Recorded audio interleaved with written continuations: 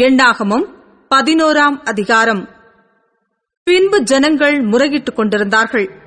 அது கர்த்தருடைய செவிகளில் பொல்லாப்பாயிருந்தது. கர்த்தர் அதை கேட்டபோது அவருடைய கோபம் மூண்டது.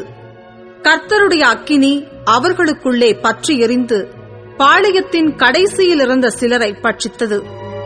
அப்பொழுது ஜனங்கள் மோசேயை நோக்கி கூப்பிட்டார்கள். மோசே கர்த்தரை நோக்கி விண்ணப்பம் பண்ணினான். உடனே அக்கினி அவிந்து போயிற்று.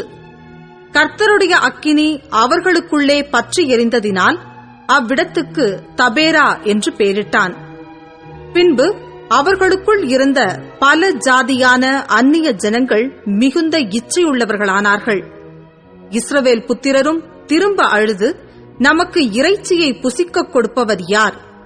நாம் எகிப்திலே கிரயமில்லாமல் சாப்பிட்ட மச்சங்களையும் வெள்ளரி காய்களையும் கொம்மட்டி காய்களையும் கீரைகளையும் வெண்காயங்களையும் வெள்ளை பூண்டுகளையும் நினைக்கிறோம். இப்பொழுது நம்முடைய உள்ளம் வாடிப்போகிறது. இந்த மன்னாவை தவிர நம்முடைய கண்களுக்கு முன்பாக வேறொன்றும் இல்லையே என்று சொன்னார்கள். அந்த மன்னா கொத்துமல்லி விதயம் மாத்திரமும் அதன் நிறம் முத்து போலவும் இருந்தது. ஜனங்கள் போய் அதை பொறுக்கிக் கொண்டு வந்து இயந்திரங்களில் அரைத்தாவது உரல்களில் இடித்தாவது பானைகளில் சமைப்பார்கள். அதை அப்பங்களுமாக சுடுவார்கள். அதன் ருசி புது ஒலிவ எண்ணெயின் ருசி போல் இருந்தது. இரவிலே பாளையத்தின் மேல் பனி பெய்யும் போது மன்னாவும் அதன் மேல் விழும். அந்தந்த வம்சங்களைச் சேர்ந்த ஜனங்கள் தங்கள் தங்கள் கூடார வாசலில் நின்று அழுகிறதை மோசே கேட்டான். கர்த்தருக்கு மிகவும் கோபம் உண்டது. மோசேயின் பார்வைக்கும் அது பொல்லாப்பாயிருந்தது. அப்பொழுது மோசே கர்த்தரை நோக்கி, நீர் இந்த ஜனங்கள் எல்லாருடைய பாரத்தையும் என்மேல் சுமத்தினதினால் உமது அடியானுக்கு உபத்திரவம் வரப்பண்ணினதென்ன? உம்முடைய கண்களில் எனக்கு கிருபை கிடையாதே போனதென்ன?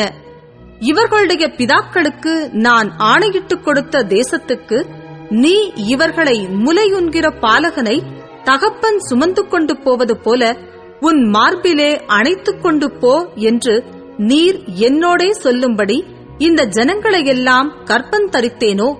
இவர்களை பெற்றது நானோ? இந்த ஜனங்கள் எல்லாருக்கும் கொடுக்கிறதற்கு எனக்கு இறைச்சி எங்கே இருந்து வரும்? எனக்கு இறைச்சி கொடு என்று என்னை பார்த்து அழுகிறார்களே. இந்த ஜனங்கள் எல்லாரையும் நான் ஒருவனாய் தாங்கக்கூடாது. எனக்கு இது மிஞ்சின பாரமாயிருக்கிறது. உம்முடைய கண்களிலே எனக்கு கிருபை கிடைத்ததானால் இப்படி எனக்குச் செய்யாமல் என் உபத்திரவத்தை நான் காணாதபடிக்கு இப்பொழுதே என்னை கொன்று போடும் என்று வேண்டிக் கொண்டான். அப்பொழுது கர்த்தர் மோசேயை நோக்கி, இஸ்ரவேல் ஜனங்களுக்கு மூப்பரும் தலைவருமானவர்கள் இன்னார் என்று நீ அறிந்திருக்கிறாயே. அந்த மூப்பரில் 70 பேரை கூட்டி அவர்களை ஆசரிப்பு கூடாரத்தினிடத்தில் அங்கே உன்னோடே கூட வந்து நிற்கும்படி செய். அப்பொழுது நான் இறங்கி வந்து அங்கே உன்னோடே பேசி, நீ ஒருவன் மாத்திரம் ஜனங்களின் பாரத்தை சுமக்காமல் உன்னோடே கூட அவர்களும் அதை சுமப்பதற்காக உன்மேல் இருக்கிற ஆவியை அவர்கள் மேலும் வைப்பேன். நீ ஜனங்களை நோக்கி, நாளைக்காக உங்களை பரிசுத்தம் பண்ணுங்கள். நீங்கள் இறைச்சி சாப்பிடுவீர்கள். எங்களுக்கு இறைச்சி சாப்பிட கொடுப்பவர் யார் என்றும் எகிப்திலே எங்களுக்கு சௌக்கியமாயிருந்தது என்றும் கர்த்தருடைய செவிகள் கேட்க அழுதீர்களே. ஆகையால் நீங்கள் சாப்பிடும்படி கர்த்தர் உங்களுக்கு இறைச்சி கொடுப்பார். நீங்கள் 1 நாள் 2 நாள் 5 நாள் 10 நாள் 20 நாள் மாத்திரமல்ல, 1 மாதம் வரைக்கும் புசிப்பீர்கள். அது உங்கள் மூக்காலே புறப்பட்டு உங்களுக்கு தெவிட்டி போகும் மட்டும் புசிப்பீர்கள். உங்களுக்குள்ளே இருக்கிற கர்த்தரை அசட்டை பண்ணி, நாங்கள் ஏன் எகிப்திலிருந்து புறப்பட்டோம் என்று அவருக்கு முன்பாக அழுதீர்களே என்று சொல் என்றார். அதற்கு மோசே, என்னோடு இருக்கிற காலாட்கள் 6 லட்சம் பேர். 1 மாதம் முழுவதும் புசிக்கும்படி அவர்களுக்கு இறைச்சி கொடுப்பேன் என்று சொன்னீரே. ஆடு மாடுகளை அவர்களுக்காக அடித்தாலும் அவர்களுக்கு போதுமா? சமுத்திரத்து மச்சங்களையெல்லாம் அவர்களுக்காக சேர்த்தாலும் அவர்களுக்கு போதுமா என்றான். அதற்கு கர்த்தர் மோசேயை நோக்கி, கர்த்தருடைய கை குறுகியிருக்கிறதோ? என் வார்த்தையின்படி நடக்குமோ நடவாதோ என்று நீ இப்பொழுது காண்பாய் என்றார். அப்பொழுது மோசே புறப்பட்டு கர்த்தருடைய வார்த்தைகளை ஜனங்களுக்குச் சொல்லி, ஜனங்களின் மூப்பரில் 70 பேரை கூட்டி கூடாரத்தைச் சுற்றிலும் அவர்களை நிறுத்தினான். கர்த்தர் மேகத்தில் இறங்கி அவனோடே பேசி, அவன் மேலிருந்த ஆவியை மூப்பராகிய அந்த 70 பேர் மேலும் வைத்தார். அந்த ஆவி அவர்கள் மேல் வந்து தங்கின மாத்திரத்தில் தீர்க்க தரிசனம் சொன்னார்கள். சொல்லி பின்பு ஓய்ந்தார்கள். அப்பொழுது 2 பேர் பாளையத்தில் இருந்து விட்டார்கள். ஒருவன் பேர் எல்தாத், மற்றவன் பேர் மேத்தாத். அவர்களும் பேர் வழியில் எழுதப்பட்டிருந்தும் கூடாரத்துக்கு போக புறப்படாதிருந்தார்கள். அவர்கள் மேலும் ஆவி வந்து தங்கினதினால் பாளையத்தில் தீர்க்க தரிசனம் சொன்னார்கள். ஒரு பிள்ளையாண்டான் ஓடி வந்து, எல்தாதும் மேத்தாதும் பாளையத்தில் தீர்க்க தரிசனம் சொல்லுகிறார்கள் என்று மோசேவுக்கு அறிவித்தான்.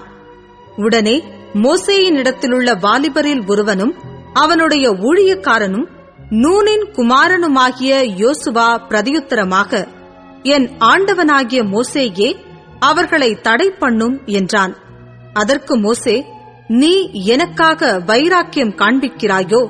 கர்த்தருடைய ஜனங்கள் எல்லாரும் தீர்க்க தரிசனம் சொல்லத்தக்கதாக கர்த்தர் தம்முடைய ஆவியை அவர்கள் மேல் இறங்க பண்ணினால் நலமாயிருக்குமே என்றான். பின்பு மோசேயும் இஸ்ரவேலின் மூப்பரும் பாளையத்திலே வந்து சேர்ந்தார்கள். அப்பொழுது கர்த்தரிடத்திலிருந்து புறப்பட்ட ஒரு காற்று சமுத்திரத்திலிருந்து காடைகளை அடித்துக் கொண்டு வந்து பாளையத்திலும் பாளையத்தைச் சுற்றிலும் இந்த பக்கம் 1 நாள் பிரயாணம் மட்டும், அந்த பக்கம் 1 நாள் பிரயாணம் மட்டும் தரையின் மேல் 2 முழ உயரம் விழுந்து கிடக்கச் செய்தது. அப்பொழுது ஜனங்கள் எழும்பி அன்று பகல் முழுவதும் ரா முழுவதும் மறுநாள் முழுவதும் காடைகளை சேர்த்தார்கள். கொஞ்சமாய் சேர்த்தவன் 10 ஓமர் அளவு சேர்த்தான். அவைகளை பாளையத்தைச் சுற்றிலும் தங்களுக்காக குவித்து வைத்தார்கள். தங்கள் பற்கள் நடுவே இருக்கும் இறைச்சியை அவர்கள் மென்று தின்னும் முன்னே கர்த்தருடைய கோபம் ஜனங்களுக்குள்ளே மூண்டது. கர்த்தர் ஜனங்களை மகா பெரிய வாதையால் வாதித்தார். இச்சித்த ஜனங்களை அங்கே அடக்கம் பண்ணினதினால் அந்த ஸ்தலத்துக்கு கிப்ரோத் அத்தாவா என்று பெயரிட்டான். பின்பு ஜனங்கள் கிப்ரோத் அத்தாவா என்னும் இடத்தை விட்டு ஆசரோத்துக்கு பிரயாணம் பண்ணி ஆசரோத்திலே தங்கினார்கள்.